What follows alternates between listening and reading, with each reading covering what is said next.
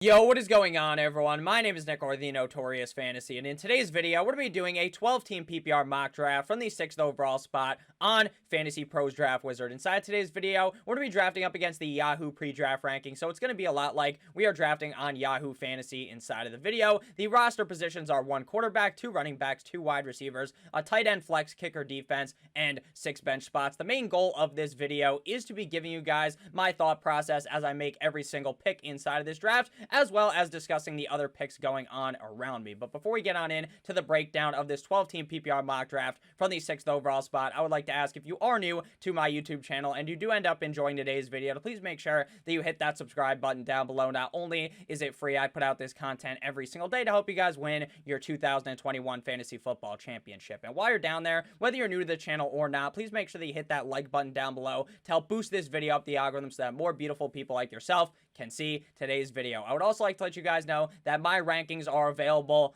for free on Awesemo.com, full PPR, half PPR, as well as standard, updated basically every single day. The link to my rankings are down below in the description, as well as in the pinned comment. Same thing goes with my articles that I write every single day on Awesemo.com, so please make sure that you guys go ahead and check those out. So without further ado, let's get into it. Again, this is a 12-team PPR mock draft from the 6th overall spot, drafting up against the Yahoo pre-draft ranking, so it is going to be a lot like we are drafting on Yahoo Fantasy in this video. So sitting at the number 6 overall spot isn't one of my favorite spots in drafts. Now, you can win your draft from any single spot inside of the draft, obviously, but sitting at number 6, I just feel like I'm stuck in the middle all the time, just letting other people dictate the draft while I'm just stuck there in the middle the whole time. Now, again, it really is just up to personal preference. Some people prefer to pick at the beginning, others at the end, and some people kind of like to pick at the middle where I'm picking right now. So I wouldn't be surprised if people said in the comment section that the number 6 overall spot was their preferred draft spot. So the first pick of the draft was Christian McCaffrey, followed by Dalvin Cook, Ezekiel Elliott, Derrick Henry, and Alvin Kamara. While I think Ezekiel Elliott is certainly out of the ordinary at the number 3 overall pick, I wouldn't say that it's absolutely crazy because I've seen it happen before. Personally, my top 5 picks would be Christian McCaffrey, Dalvin Cook, and then Alvin Kamara in PPR, Derrick Henry, and then Mr. Aaron Jones at the number 5 overall pick. But with Aaron Jones and Ezekiel Elliott, to me, it is very much a coin flip because I think either of those guys could finish as a top 5 running back for fantasy football in 2021. But where we are sitting right here at the number 6 overall pick, while I like Davante Adams, while I like Travis Kelce, I think if you're sitting at the 6 overall spot, you really cannot look for a wide receiver or a tight end here because there is just such a guaranteed option at running back, in my opinion, here in Aaron Jones, running back of the Green Bay Packers. Now, Aaron Jones, for the last 2 years, has been discredited. He has this amazing year in 2019 where he puts up those big numbers, scores so many touchdowns. He finished number 1 in the touchdown category in 2019, but everyone painted a picture in 2020 in the offseason that Aaron Jones was going to be a regression candidate. That if he goes down from 19 touchdowns, say he only gets 10 touchdowns, then the guy is going to completely fall off of the cliff. He's not going to be a top 12 running back. Now, last season, he only had 11 touchdowns, and guess what? He was still a top 5 running back for fantasy football in 2021. With Aaron Rodgers there, I really have no doubt that this offense isn't going to be very, very good this season, and Aaron Jones is going to be scoring a lot of points in this offense. I am not ultra worried at all about A.J. Dillon being there. I know a lot of the reason why people aren't drafting Aaron Jones as high as I do is because of the reason of A.J. Dillon being there. I wasn't really concerned about Dillon last year, wasn't concerned about Jamal Williams last year, so why would you be concerned about A.J. Dillon here in 2021, who really doesn't have much pass-catching upside in this offense like Jamal Williams did. After Aaron Jones came 9-inch Nicholas Chubb, Davante Adams, Tyreek Hill, Jonathan Taylor, Stephon Diggs, and Saquon Barkley to close out the first round. The second round begins with Austin Eckler, followed by Antonio Gibson, Najee Harris, Travis Kelce, Calvin Ridley, and DeAndre Hopkins. So this is the first time in a bunch of mock drafts that we have done on my channel that Calvin Ridley actually goes at the appropriate spot as the wide receiver number 4 off the board. I believe outside of those big 3 wide receivers of Davante Adams, Tyreek Hill, and Stephon Diggs, that Calvin Ridley has the highest chance to finish as the number 1 overall wide receiver for fantasy football in 2021. DeAndre Hopkins would be my wide receiver number 5, so they went exactly in order of how I would draft them, aside from the fact that I would flip Stephon Diggs with Tyreek Hill. But with Adams, with Hill, with Stephon Diggs, it really is just splitting hairs when you're having an argument on who's going to be the wide receiver 1 for fantasy football in 2021. The first round, we see basically all running backs aside from those big 3 wide receivers. The second round, crazy enough, Travis Kelce falls to the 204, which is extreme value here. We do see the Kansas City Chiefs stack with Tyreek Hill and Travis Kelce. So we're back up on the board here at the 207. And looking at the board here, we're not going to go with a quarterback. Obviously, Patrick Mahomes is still available, but this early on in the draft, I definitely look to turn the other cheek on the quarterback position, and I definitely would want to wait till at least the 5th round before I end up selecting one. So we're either going with a running back or a wide receiver at this spot. Looking at wideouts, we have Justin Jefferson, DK Metcalf, AJ Brown, Keenan Allen, and Allen Robinson. Looking at running backs, Joe Mixon, Clyde Edwards-Helaire, Deandre Swift, Chris Carson, David Montgomery, James Robinson at tight end. Obviously, just Travis Kelce is gone, so Darren Waller and George Kittle are both available. With how ADP is moving right now, I would not even be surprised if you wanted Darren Waller. You might honestly have to pick him here at the 207 because he is really creeping into the 2nd round. Now, at the 207, I don't personally want to draft Darren Waller at that draft price, but some people will because Darren Waller, at least in my opinion, has the upside to outscore Travis Kelce and become the #1 overall tight end in fantasy football for 2021. So we're on the board here. We already do have Aaron Jones, so here I'm fine looking for a wide receiver, and I like Justin Jefferson a whole bunch for fantasy football in 2021. He had that explosive rookie season in 2020. He had 125 targets, 88 receptions, 1,400 receiving yards, and 7 total touchdowns on the year, finishing as wide receiver number 6. Now, obviously, those were elite numbers, but can he be able to hold up to what he did in his rookie year? I honestly do believe so. I think now with even more proper protocols, because last year, there was no preseason.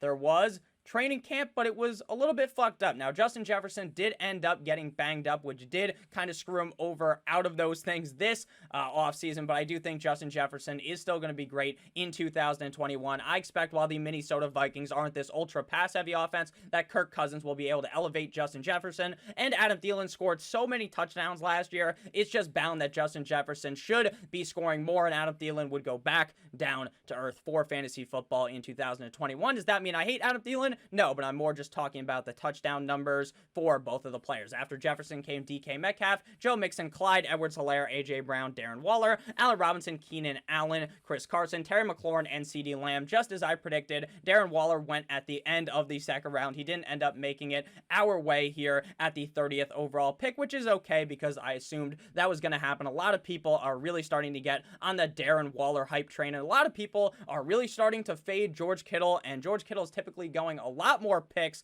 between him and Darren Waller as he was earlier on in the offseason. So we're back up on the board here. I don't love George Kittle. I would be fine taking him here at the 306, but we're probably going to load up on another running back here. And we just got news yesterday, as you guys are watching this today, as I'm recording this at night, that Tariq Cohen is going to be on the PUP.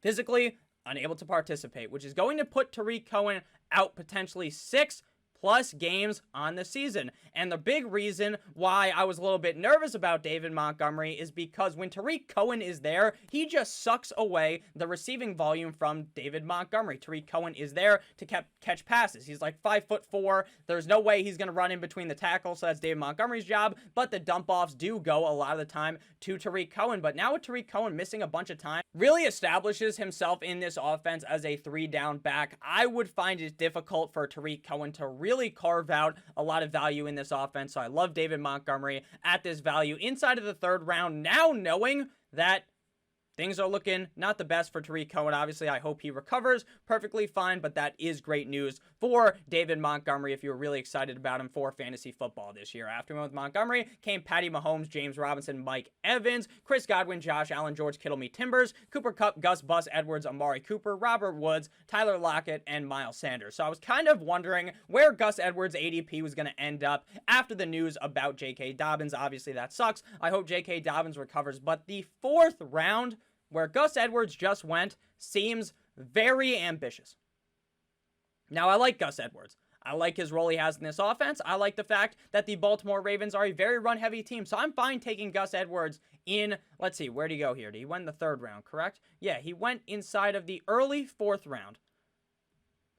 Like, I understand why you would do it, but that makes him running back 1, 2, 3, 4, 5, 6, 7, 8, 9, 10, 11, 12, 13, 14, 15, 16, 17, 18 off the board. So that does make a little bit more sense than originally in my head when I see him come off the board inside the 4th round. It is definitely really hunting for upside there. I understand why you may do it, but early 4th round, I would be a little bit cautious because there are other running backs that are probably going to be available inside the 5th round that I have just as much confidence in as Gus Edwards, like Mike Davis, like Darrell Henderson, and like Myles Gaskin. So we're back up on the board here with the 407, the 43rd overall pick in the draft. But before we get into the breakdown of why we make this pick, I'd like to ask if you guys have ended up enjoying thus far. We're about 9-ish minutes in the video, to please make sure that you hit that subscribe button down below. Again, not only is it free, I'm putting out this content every single day to help you guys win your 2021 Fantasy Football Championship. Make sure you hit that like button as well. It really helps me out a ton. So we already have 2 running backs. We have 1 wide receiver. We could definitely snag Deandre Swift inside the 4th round. Now, Deandre Swift was a running back that I talked about in a video. It was either yesterday or the day before, called Do Not Draft Running Backs.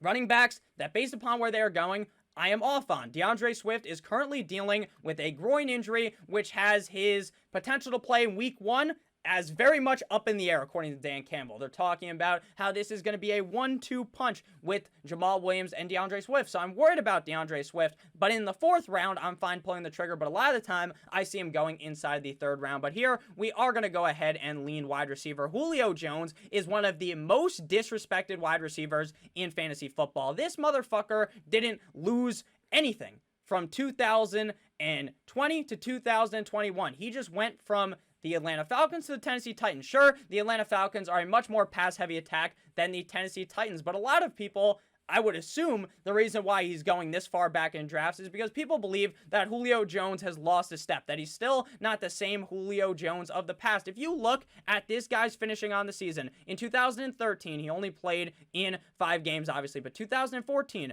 wide receiver 6, followed by wide receiver 2, 6, 7, 4, 3, and 52. You want to know why he finished as wide receiver 64 and 52 in those seasons? It's because he did not play enough games. People will point to say, hey, Nick, Julio Jones is injury prone. Besides 2019 and 2013, I should say, and 2020, where is this guy missing games? The answer is he isn't. He is going to be perfectly fine in 2021 in Tennessee. The Tennessee Titans didn't get on their phone, call up Julio Jones, trade for his ass. Obviously, they don't call up Julio Jones. They call up the higher-ups in Atlanta, trade for him if they plan to just let him ride the bench or something. I do not understand why he is getting drafted this far back in drafts. After we went ahead and drafted Julio Jones came DJ Moore, Brandon Ayuk, Kyle Pitts, Josh Jacobs, Deandre Swift, Lamar Jackson, Adam Thielen, T. Higgins, Deontay Johnson, and Mike Davis. I do apologize for the lag that you guys probably just watched for like the last 30 seconds where I probably looked like I was going like this a bunch of times. I apologize. My computer is kind of old at this point. That will happen at points. I genuinely do apologize. I should be hopefully being able to buy a new computer relatively soon. So looking at the board here, Kyle Pitts coming off the board is the tight end number 4. Very ambitious in my mind. Rookie tight ends typically don't do very good inside of the top 5 in the last decade. Only 1 tight end in the rookie season has finished inside the top 5, and it was Evan Ingram. So I don't think Kyle Pitts is a bad player, but where he's going a lot of the time, I'm just not looking to pay that price for him. So we got 2 running backs and 2 wide receivers through the first 4 rounds of the draft. So a very, very balanced approach early on. Looking at the wide receivers here, Odell, Chase, Claypool, Juju Smith-Schuster, Jamar Chase. I like Claypool. I don't like Juju. I don't like Odell. I don't really like Jamar Chase at this point in the offseason. So we're definitely going to lean with a running back at this pick. Wouldn't hate going with Kyler or Dak Prescott here either. Like I said earlier on in the video, I'm not really looking to pay the heavy price for a guy like Patrick Mahomes in the 2nd or 3rd round. Same thing goes with Josh Allen. But in the 5th round, a lot of the time, Kyler Murray or Dak is still there. And I think that is definitely decent value to be selecting. But here, we are going to go running back. It's between Darrell Henderson as well as Myles Gaskin. I think Kareem Hunt is a perfectly fine running back, but in the 5th round, I'm hunting for more upside, and Kareem Hunt is much more of a safer running back in this range. And since we already have 2 running backs that I really like, I'm going to be hunting for upside here, and we're going to go ahead and draft Darrell Henderson or Myles Gaskin. I have Darrell Henderson ranked a little bit higher, but we will take Myles Gaskin in this video because I believe I did take Darrell Henderson in the last mock draft video. Myles Gaskin is obviously in a situation where he's not going to be the full-on workhorse in Miami.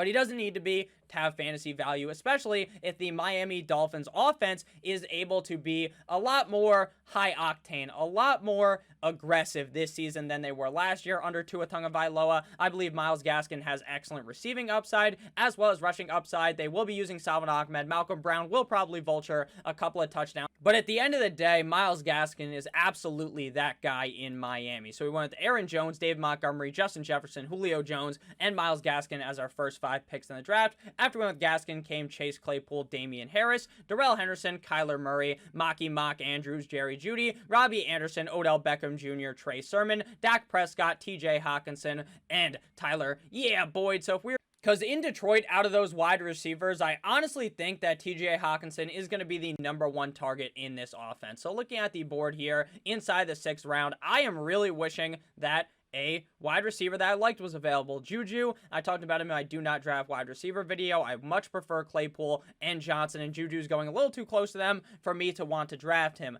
Jamar Chase, I worry about the fact that he seems rusty. He didn't look very good in preseason action at all this preseason. Hasn't been able to get separation in practice. Their training camp against the Bengals defense, this man can't get separation. That is very bad. Kenny Golladay, still banged up. Still hurt. Cortland Sutton I like, but in the 6th round, that's a little ambitious. But looking at running backs, Kareem Hunt, no. Edmonds, no. I mean, right here, we're basically pigeonholing ourselves into potentially trying out a different strategy. Now, that is something that I really do advise you guys do in these fantasy football drafts. Basically, in no drafts in the 6th round do I normally take a quarterback, but here we are going to experiment and see what a team looks like if I take a quarterback inside of the 6th round, because we are in the tight end dead zone where I'm not really trying to draft Noah Fant or Logan Thomas, Dallas Goedert. I think they're all fine tight ends, but at this range inside of the 6th round, to me, that is way too early. If Kenny Golladay was healthy right now, I would have fucking clicked that button an hour ago, but we are going to end up going a quarterback here. The question is here at hand, do we want Russ, Rodgers, or Justin Herbert the pervert? Now, personally, I believe that I have Justin Herbert and Aaron Rodgers ranked ahead of Russell Wilson. If you argue for Russell Wilson, I understand it. I personally believe the Seattle Seahawks is going to try to run the ball more this season.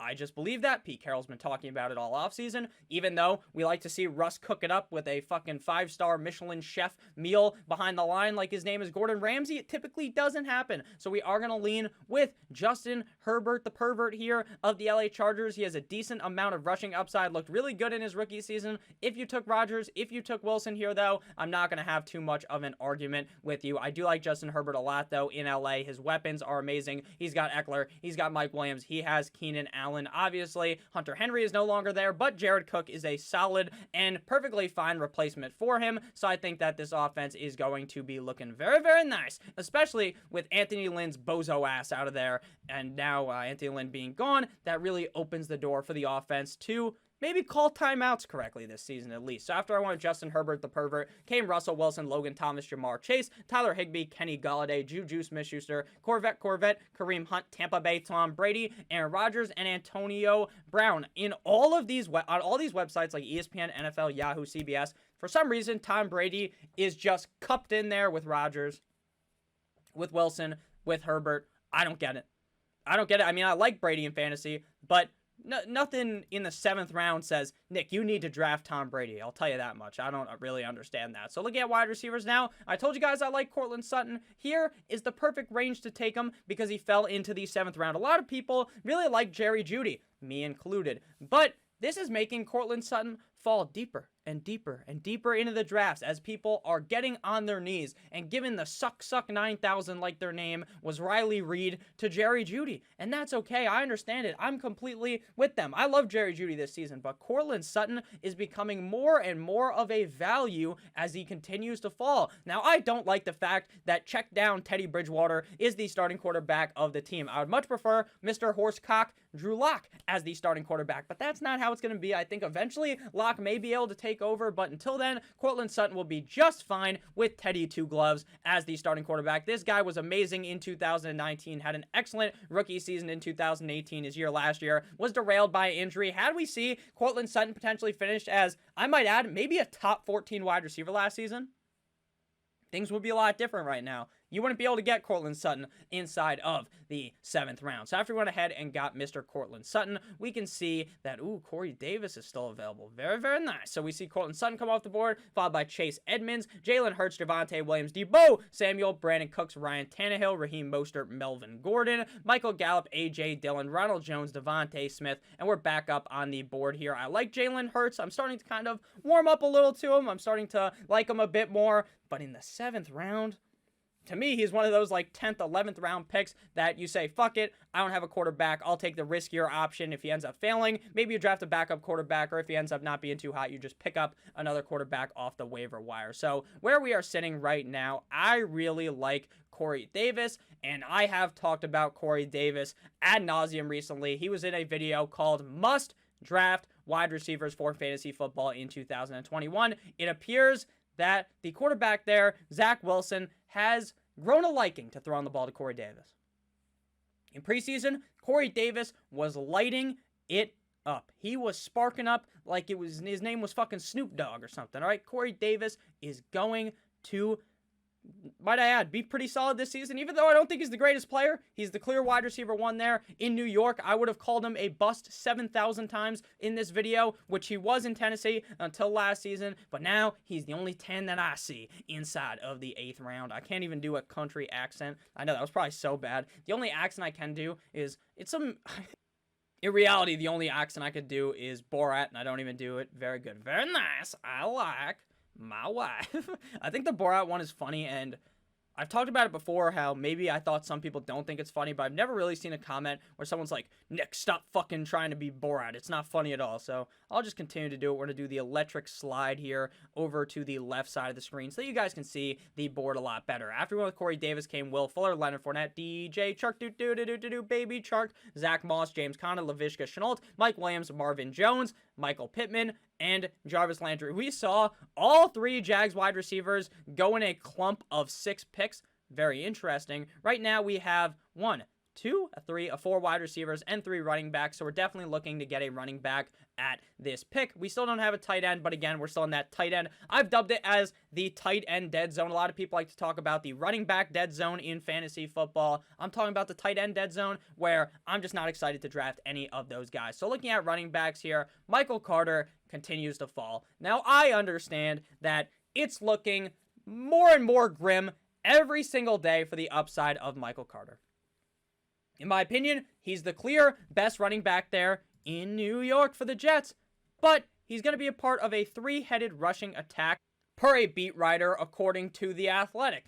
Now, I believe eventually Michael Carter will surpass these other bums that are ahead of him, Ty Johnson, Tevin Coleman, well, Michael P. Ryan. Like, come on. Michael Carter is going to eventually be the guy, but it may take longer than I want, and maybe it's a swing and a clear miss, like the ball's already in the fucking catcher's mitt by the time I swung, and maybe this is just not the year. Next year's Michael Carter's year, and I'm just completely off, but at that point in the 9th round, I think the upside is certainly worth it. Normally, in years past, if you drafted 2 Jets, I would tell you to just fuck off. You just completely ruined your draft, but Adam Gase is no longer there. It's a new time in New York with the Jets, and Zach Wilson is looking pretty solid so far in preseason. So hopefully he's able to bring that into the regular season. After Michael Carter came Curtis Samuel, Jamal Williams, Sony Michel, Hollywood Brown, Kenyon Drake, Jacoby Myers, Devin Singletary, Darnell. Here comes the Mooney, Marquez Callaway, Tony Pollard, Naheem Hines, and Mecole Hardman. So here we did get 1 running back with our last pick. We're still in the tight end dead zone, and no tight ends are coming off the board, so we will continue to wait. Now, one of the more interesting picks in fantasy drafts later on is Michael Thomas. Should you draft him? Should you avoid him because of the injury? Now, when I'm drafting Michael Thomas, my assumption in my head, now this could be completely wrong, is that this motherfucker might miss the first 7-8 weeks of the season. That's my assumption. He might be back week 5, but my real assumption is that this guy is going to be missing some serious time. Now, if you look at his bye week, his bye is week 6, so it's pretty probable that, hey, maybe Michael Thomas is good to go week 5, but now we'll sit him, let him get that bye week 6, and then he plays week 7. Now, there is 17 games this season, so week 7 doesn't seem as bad, but still pretty deep on into the season. So if you have a comfortable wide receiver core on your team, I think drafting Michael Thomas in a league, especially with an IR spot where right after the draft, you draft Michael Thomas, you throw him into the IR spot, and then you elevate someone off the waiver wire into your lineup, that's a perfectly fine strategy. But understand, there are certainly risks with taking an injured Michael Thomas because of who Michael Thomas is. The motherfucker is crazy. He waited until, well, he's going to miss the first 6 weeks. He's on the PUP. I don't know why I didn't read that. So he's going to miss at least 6 weeks of the season. Take him past the bye week. So, just so you guys know, be a little bit worried because Michael Thomas is crazy. He's a crazy motherfucker, and his name's not Ice Cube, okay? Michael Thomas could just sit out the whole season somehow. I would not put it past Michael Thomas to do something like that. So we are going to draft him here, but understand that he is certainly risky, but it's the 10th round, so I'm willing to take that risk. So after we went ahead and drafted Mr. Michael Thomas, Mr. Slant King himself, Slant Boy Michael Thomas, we see Jalen Waddle, followed by Alexander Madison, Philip Lindsay, LA Rams defense, David Johnson, Washington football team, Matthew Stafford, Elijah Moore, Pittsburgh Steelers defense, and Robert Tonyan. So here we are going to go ahead and lean with yet another running back. And while a lot of people are talking about, they cut Peyton Barber, Nick. That means Antonio Gibson, not Antonio Brown. Antonio Gibson's gonna get a whole new role in this offense. He's gonna be the next Christian McCaffrey, Nick. Sorry, that voice probably is really annoying, but yeah, maybe. Or J.D. McKissic gets more work, and Antonio Gibson is still really good, but he's not a top 5 running back. He's a top 12 guy. And J.D. McKissic, just like last season, sees a shit ton of dump-offs. He had 80 receptions last season. He had over 100 targets last season. J.D. McKissic is not going away.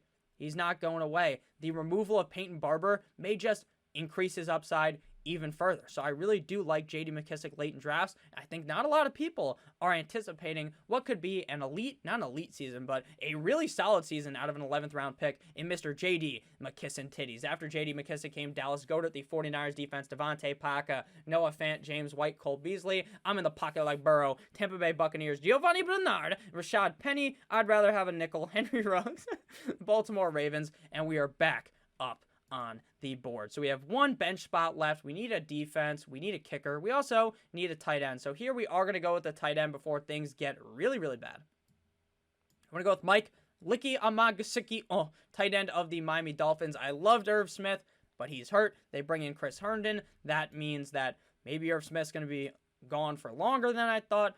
I don't know. I'm fine with drafting Mike Gesicki at this point in drafts. Obviously, we already have 2 Miami players, but I'm perfectly fine with that when the players are on a good team. So we already have a quarterback. We already got a tight end, so we're not drafting a backup quarterback or tight end. So here, we are going to lean running back yet again. Tariq Cohen is injured. That's why we drafted David Montgomery. He is someone that was nowhere near the board, in my opinion, even if he was going to play those games early on. But now that he's going to miss like 6+ weeks of the season, even if you can throw him in your IR spot like we talked about with Michael Thomas, I talked about earlier on in the video how David Montgomery may have just a stranglehold over this offense by the time that he's back, and then he basically provides you no value. Other running backs here, Darrell Williams, Kenneth Gainwell, looks to be the handcuff for Miles Sanders, Salvon Ahmed, Ramondre Stevenson, Chuba Hubbard, Justin Jackson. I'm going to go ahead here and get Kenneth Gainwell. I haven't drafted him much in drafts. It appears that he may be the running back 2 behind Miles Sanders, and if Miles Sanders was to go down, that would provide some decent value here, especially for a 13th round pick. So after we went ahead and got Mr. Kenny Gainwell, we can see that Darrington Evans came out the board, followed by Trevor Lawrence, Ryan Tannehill, Darrell Henderson, Russell Gage, Marlon Mack, Justin Tucker the fucker, Tariq Cohen, Harrison Bucker the fucker, my old bitch lame, but my young Hoku, Boston Scott, and Salvon Ahmed. So here we're going to go with a kicker and a defense. So first we're going to go ahead and get our defense. You want to draft a defense playing a not-so-hot offense week 1. My target of the season, my defensive must-draft target is the Broncos. Week 1, Week 2, Week 3, all smash weeks for the defense, but they're not here. So I want to go with the Panthers up against the Jets. I did talk about how I like the Jets, but this will be Zach Wilson's first games. The first game jitters may go against them, and the Panthers already have a solid defense, so I think that will be a solid pick here. And then we're going to go ahead and get our kicker, and at this point, like who cares, right? It's just a kicker. You can go ahead and check out my rankings for the kicker. We're going to go with Mr. Matt Prater here, kicker of the Arizona Cardinals. Matt Prater has been solid in Denver, not in Denver for years. I meant in Detroit for years. So I like Matt Prater a lot here in Arizona. I think that's a team that's going to be scoring some decent points, and we'll be able to get my kicker some solid points. So we got an 88 out of 100 on this draft, a B+. It is what it is. I always try to advise you guys that no matter what grade you get in your draft, you shouldn't really worry all that much about your draft grade. So our quarterback of this team is Justin Herbert. Our 2 running backs are Aaron Jones and Dave Montgomery. Our wide receivers are Justin Jefferson and Julio Jones. Our tight end is Mike Gesicki. Our flex is Myles Gaskin. Our defense and kicker don't really matter. Our bench is comprised of Cortland Sutton, Corey Davis, Michael Carter, Michael Thomas, J.D. McKissick, and Kenneth Gainwell. So let me know down below what you guys thought about this roster. Did you like it? Did you hate it? Let me know down below about how you felt overall in the draft. I love you guys so much. Thank you guys for watching this video. I hope you guys have a great rest of your guys' day. Happy Wednesday, because it's hump day. I love you guys all. Stay safe as always. Goodbye.